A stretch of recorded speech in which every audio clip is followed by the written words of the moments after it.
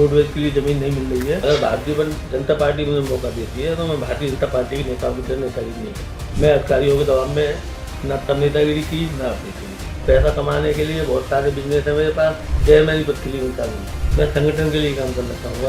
R7 Bharat देख रहे हैं आप और मैं हूं आपके साथ जावेद अली। R7 परिवार दर्शकों लगातार ऐसी शख्सियतों से आपको रूबरू करा रहा है जो अपने आप में एक ब्रांड, एक नामचीन, क्षेत्रीय नहीं, जिला हो या फिर उत्तर प्रदेश हो, एक अलग डंका बज रहा है। आज दर्शकों जिन शख्सियत के बीच में मेरी मौजूदगी है, मुझे लगता है उनकी किसी इंट्रोडक्शन या परिचय की मुझे कोई जरूरत नहीं है।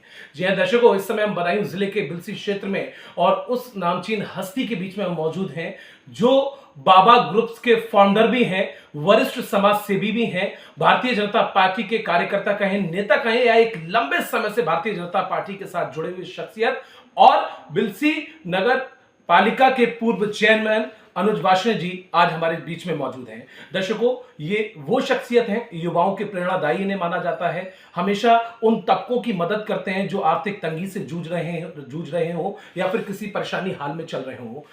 भैया वो शख्सियत हैं जो हॉस्पिटल की अगर बात की जाए, बाबा हॉस्पिटल की, जहां आपको ये सोचने की जरूरत नहीं है कि आप इसके लायक नहीं है, इलाज नहीं करा पाएंगे, हमेशा भैया गरीब तबकों के साथ या फिर ऐसे शख्सियतों के लिए हमेशा मदद करते हैं जो अपने आप में कमजोर हालत के होते हैं।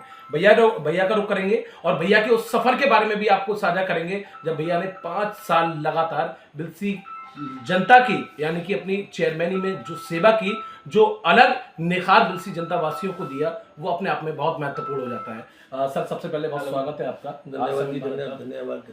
सर आप वो शख्सियत हैं, युवाओं के प्रेरणादायी हैं, बाबा ऑफ ग्रुप्स के फाउंडर भी हैं, आप वरिष्ठ समाज सेवी भी हैं, भारतीय जनता पार्टी के नेता भी हैं। 5 साल पहले या आपकी जो पंचवर्षीय रही थी नगर पालिका की, बेहद शानदार सफर आपका था सर, क्योंकि सड़कों से लेकर साफ सफाई, लाइटें, आपने एक अलग ही रौनक सी ला दी थी। सर क्या लगता है जो सफर आपका था, कैसा सफर रहा था? उस सफर के बारे में मैं तो कुछ नहीं कहूँगा, आप बिलसी की जनता से पूछिएगा कि वो सफर कैसा था। जी, लोग आज भी याद करते हैं। बिल्कुल। और अब लोग पछताते भी हैं और ये भी कहते हैं कि ये सीट ऐसी क्यों हो गई। बिल्कुल सही बात है ये, बिल्कुल सर सटीक बात कही है आपने, क्योंकि सर आपके समय में चौक चौराहों से लेकर सड़कें हों या फिर लाइटें हों, एक अलग ही जगमग लोगों के बैठने के इंतजामात। और सर सबसे अहम पॉइंट ये है, जो जानकारी मुझे मिली, जो रोडवेज स्टैंड यहाँ बिलसी में बन रहा है उसमें आपका बहुत अहम भूमिका आपकी रही है। रोडवेज वाली जमीन मैंने स्वीकृत की थी, मैंने बोर्ड को प्रस्ताव पास किया था उसका, और मैं दयाशंकर जी से सबसे पहले मिला था। माननीय विधायक हरीश साहब जी से पहले मैंने दयाशंकर जी से मुलाकात की थी, योगी जी को भी लेटर लिखे थे मैंने।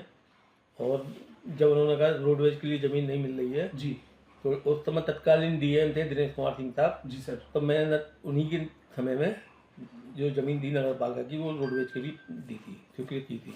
उस भूमि पर विवाद था, वो विवादों को देखते हुए भी मैंने सारी ज़मीन रोडवेज के लिए स्वीकृत कर दी थी अपने बोर्ड प्रस्ताव में। और उसके बाद एक सम्राट अशोक चौक बनाया था मैंने, वो भी मैंने स्वीकृत किया था। अमीरपुर चौराहे का नाम बदल के सम्राट अशोक चौक किया। सम्राट अशोक चौक हो गया सर, अटल चौक हो गया, उसमें भी आपका बहुत बड़ा योगदान रहा था। अटल चौक तो मेरा सपना था, वो अटल चौक अटल बिहारी जी के नाम पर, माननीय प्रधानमंत्री जी जो हमारे पूर्व प्रधानमंत्री जी थे जी, बम्बा चौराहा नाम था उसका, उसको मैंने रिनोवेशन कराया था, उसको एकदम बिल्कुल अटल चौक का नाम अटल चौक नाम दिया था। उसको इस तरीके का बनाया था मैंने कि लोगों की सोच तक परे था वो।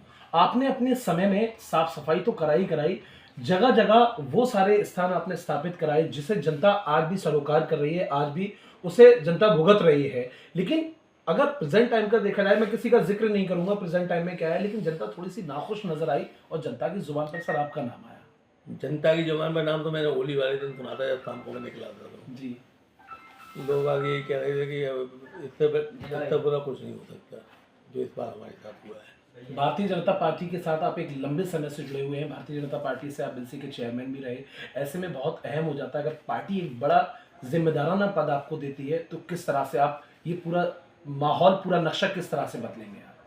अगर भारतीय जनता पार्टी मुझे मौका देती है तो मैं भारतीय जनता पार्टी के नेताओं की तरह नेतागिरी नहीं कर पाऊंगा। बिल्कुल आप मेरा नेतागिरी करने का रवैया अलग है। मैं अधिकारियों के दबाव में न तब नेतागिरी की न अब नेतागिरी कर पाऊंगा।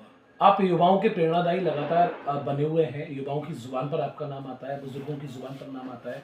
आप बाबा हॉस्पिटल के मालिक हैं, बाबा इंटरनेशनल के मालिक हैं, एक बाबा डी फार्मा अपना स्टार्ट हो गया, एडमिशन भी ओपन हो गए, एडमिशन हो गए उसमें, एडमिशन स्टार्ट हो गए, एडमिशन हो गए, एडमिशन भी हो गए, 56 एडमिशन उसमें इस समय हो चुके हैं। 56 एडमिशन हो चुके हैं। हाँ, और इस साल हम पहला बैच, पहला पेपर होंगे, प्रारंभ हो जाएगा। पहले पेपर होंगे, दूसरा सत्र चालू हो जाएगा। दूसरा सत्र चालू हो और जाएगा। बी फार्मा भी पहला सत्र शुरू कर देंगे जुलाई से। बिल्कुल। सर, इस हॉस्पिटल की बात करें तो हॉस्पिटल में आपका एक अलग रूप रहता है। आपने कभी ये नहीं देखा कि ये बड़ी हस्ती है या छोटी हस्ती है, आप हमेशा उन लाचारों के साथ, उन तबकों के साथ हमेशा बने रहते हैं। हॉस्पिटल तो मैंने केवल जो बनाया है वो पैसा कमाने के उद्देश्य से, मानव सेवा के लिए। मानव सेवा के लिए समर्पित है वो पूरा। और पैसा कमाने के लिए बहुत सारे बिजनेस है मेरे पास। बिल्कुल। ईंटों के भट्टे हैं, 4 सतापे के शोरूम है, 2 अप्लायंसेस का काम है, शिक्षा और चिकित्सा, केवल मानव सेवा। मानव सेवा, वो वरिष्ठ समाज सेवी का मैंने पहले भी जिक्र किया था। स्कूल की बात की जाए तो लोगों को एक इमेजिनेशन ये होता है, ये विजुअलाइज करते हैं लोग कि बड़ा स्कूल है, हम कैसे पढ़ा पाएंगे। लेकिन आपने एक अलग मोहर लगा दी कि हाँ, गरीब बच्चों का सबसे पहले स्वागत है। बड़े लोगों की तो बात अलग है, गरीब बच्चों का सबसे पहले स्वागत है, आपने ये भी बोल रखा है। गरीब बच्चों का, हमारे यहाँ हर वर्ग के बच्चे पढ़ते हैं। बिल्कुल। अमीरों के बच्चे तो चलो उनके लिए तो बहुत सारे स्कूल हैं, बड़े बड़े ब्रांड बनाए शहर में है, लेकिन गरीबों के बच्चों के लिए हमारा स्कूल सबसे पहले तैयार रहता है। बिल्कुल। सर, अब जो नया इलेक्शन होगा, चाहे चेयरमैनी का हो या फिर एक बड़ी जिम्मेदार पद की मैंने बात की थी, अगर चेयरमैनी पद का इलेक्शन होता है तो इस बार ताल ठोकेंगे आप?